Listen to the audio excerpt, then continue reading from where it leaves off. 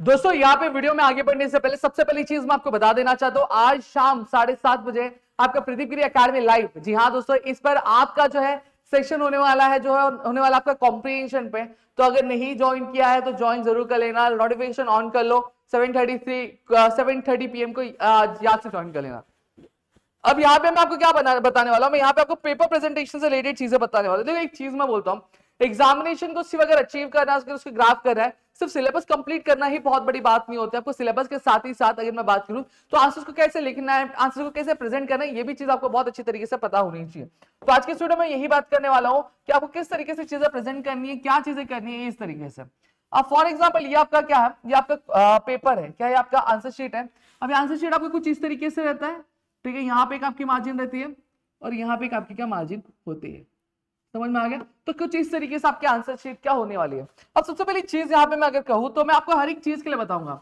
तो आप क्या करोगे, सबसे पहली चीज यहाँ से पतली सी बॉर्डर आप ड्रॉ कर लोगे। अब ये पतली सी बॉर्डर क्यों मैं ड्रॉ करने बोला, क्योंकि देखो जब कभी भी हम आंसर्स लिखते हैं तो हमें एंड तक आंसर नहीं लिखना चाहिए। रीजन क्या होता है, रीजन ये होता है कि जब पेपर का बंडल तैयार होता है तो उसको रबर बैंड माने जाते हैं। तो रबर बैंड बांधते टाइम हो सकता है कि जो पेपर है यहाँ से क्या फट जाए। तो अगर आप एंड तक लिखोगे तो आपके आंसर्स प्रॉपर्ली चेक नहीं हो पाएंगे, तो मार्क्स आपको मिलेंगे नहीं।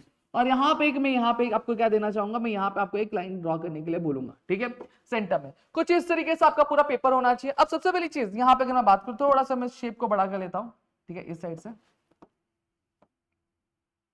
हाँ, अब यहाँ पे आपकी पूरी चीजें होने वाली है। अब सबसे पहली चीज मैं राइटिंग स्किल की बात करूंगा। अब राइटिंग स्किल लिखना है कैसे, सबसे पहले आपका जो मेन क्वेश्चन होगा वो यहाँ पे आ जाएगा, ठीक है, जहां पे आ जाएगा आपका मेन क्वेश्चन। फिर जो सब क्वेश्चन होगा वो यहाँ पे ऐसे आपको क्या लिखना है, ठीक है।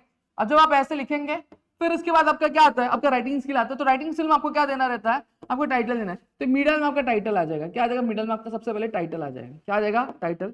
या आपका टाइटल यहाँ पे लिख दोगे आप, ठीक है। अब टाइटल लिखने के बाद अब यहां से अब आपको क्या करना शुरू करना है। अब यहाँ पे अगर हम बात करें तो अब आपको जो है आपको आपका जो कंटेंट है वो लिखना शुरू करना। अब कंटेंट भी कैसे लिखना मैं यहाँ पे बता रहा हूँ। यहाँ पे अपने गैप छोड़ा, जैसे पैराग्राफ लिख रहे हो तो यहाँ पे अपने गैप छोड़ा। तो अब देखो बहुत सारे बच्चे क्या करेंगे, इसको एंड तक नहीं लिखते। मैं यहाँ पे कहूंगा इसको एंड तक लेके जाना है। क्या लेना, यहाँ से शुरू किया, आपको एंड तक चीजें लेके जानी है।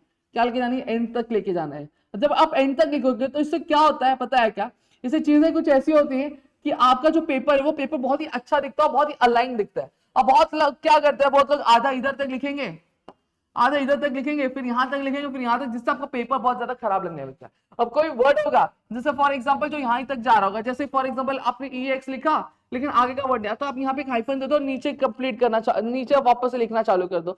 तो इस तरीके से लिखोगे तो आपकी चीजें बहुत अच्छे से जाएंगी, समझ में आएगा, बहुत अच्छे से आपकी आपको पेपर जो है आपकी जो टीचर होंगी वो जब चेक करेंगे तो उनको बहुत अच्छा लगेगा और वो अच्छे से आपको मार्क्स दे पाएंगे। अब दूसरी चीज यहाँ पे जो मैं बात करने वाला हूँ, मैं आपका आंसर राइटिंग के लिए भी बात करने वाला, जैसे क्वेश्चन आंसर वाला पार्ट हो गया। तो क्वेश्चन आंसर वाले पार्ट को कैसे डील करना है उसके बारे में भी यहाँ पे मैं आप बात कर लूँ आपसे, ठीक है। अब ये वाला कॉलम समझा होगा आपको, मैं यहाँ पे एक लाइन ड्रॉ कर लेता हूँ, ठीक है। अब इस लाइन की अगर मैं बात करूं तो इस लाइन पे भी सेम तरीके से आप यहाँ पे मेन क्वेश्चन दोगे। जैसे क्वेश्चन नंबर 1 है तो उसका ए लिख रहे हो तो यहाँ पे ए लिखोगे और ए लिख दिया, उसका आंसर लिखना क्या शुरू कर दोगे। अब आंसर लिखने का भी तरीका सेम तरीके से होना चाहिए। अब हो सकता है कि जब आप आंसर लिख रहे हो तो उसमें आपका जो है कुछ गलत हो जाए। जब गलत हो गया, जैसे फॉर एग्जाम्पल मैं यहाँ पे ओमकार लिख रहा हूँ, ठीक है। अब ये ओमकार ऐसे लिखा जाता है, फॉर एग्जाम्पल मैंने क्या कर दिया, मैंने ऐसे लिख दिया, अब ये मेरा गलत हो गया। बहुत से लोग ऐसे ऐसे करते हैं, नहीं ऐसे ऐसे नहीं करना है आपको। जस्ट क्या करना है, एक ऐसा लाइन ड्रॉ कर देना है। क्या करना है, एक सिंपल सा लाइन ड्रॉ कर देना है, जिससे आपके एग्जामिनर को समझ में आ जाएगा कि हाँ ये जो चीज थी, ये चीज मेरे दोस्त की क्या हो गई थी, गलत हो गई थी, जो बच्चा है उसकी क्या हो गई थी, गलत हो गई थी। तो मुझे इसे चेक करना नहीं है, मुझे इसको क्या सीधा सीधा क्या हटा देना है। समझ में आ गया, ये चीज क्लियर हो गई।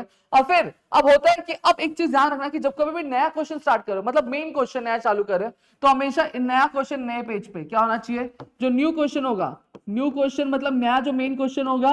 जैसे क्वेश्चन नंबर 1 कंप्लीट हुआ, क्वेश्चन नंबर 1 कंप्लीट हुआ, तो जब क्वेश्चन नंबर 2 चालू होगा, अब फॉर एग्जांपल पेपर है, उस पेपर पे क्या जगह बच गई, ठीक है। तो आप क्या करो, ऐसे लाइन ड्रॉ करो, उसको ऐसे ड्रॉ करके फिर क्वेश्चन नंबर 2 क्या करोगे, नए पेज पे चालू करोगे। हाँ, अगर सब क्वेश्चन होगा, जैसे क्वेश्चन नंबर 2 का ए है, बी है, सी है, तो आप कंटिन्यू करते जाओगे सिर्फ एक सिंगल सा लाइन ड्रॉ करके। लेकिन अगर वो क्या है, वो अगर आपका मेन क्वेश्चन चालू है, क्वेश्चन नंबर 2 क्वेश्चन नंबर 3 चालू है बीच में जगह, तो उस पर ना कंटिन्यू करके नए पेपर पे आपको कंटिन्यू करना है। समझ में आ गया, यहाँ पे ये पूरी चीजें क्लियर हो गई। और तीसरी चीज यहाँ पे मैं आपको बताना चाहूंगा कि जब कभी भी आप आंसर लिख रहे हो तो हमेशा वर्ड लिमिट ध्यान रखना। अब आप देखोगे कि आपका जो CS का पेपर होता है, CS के पेपर में आपको सीधा सीधा ये कहा जाता है कि आपको 75 वर्ड्स में लिखना है या फिर 10 to 12 लाइंस में लिखना है, तो उतनी ही लाइन लिखनी है, उससे ज्यादा नहीं लिखना है ना उससे कम लिखना है। ये चीज ध्यान में रख लेना। ये बहुत सारे लोग क्या कहते हैं, ज्यादा कम के चक्कर में उनकी पूरी की पूरी चीजें क्या रह जाती है और मार्क्स कट हो जाते हैं इंग्लिश के पेपर, समझा। तो यहाँ पे मैंने आपको पूरी चीजें बता दी, होप्स आपको चीजें क्लियर हो गई होंगी। स्टिल अगर कोई भी डाउट है तो प्लीज मुझे कमेंट सेक्शन में कमेंट करके जरूर बताना, और भी कोई चीज अच्छी है तो प्लीज कमेंट कर देना। मिलता है हमारी अगली वीडियो में, तब तक के लिए घर पे रहो। और एक और चीज, रिकॉर्डेड क्रैश कोर्स जो है वो लॉन्च हो चुका है कम्युनिकेशन स्किल का, अगर नहीं ज्वाइन किया तो जाके ज्वाइन कर सकते हो, बहुत ही नॉमिनल प्राइस रखी गई है और आराम से आप पूरी चीजें कंप्लीट कर सकते हो। मिलता है हमारे अगले वीडियो में, तब तक के लिए घर पे रहो, सुरक्षित अपना ध्यान रखना दोस्तों। जय हिंद दोस्तों।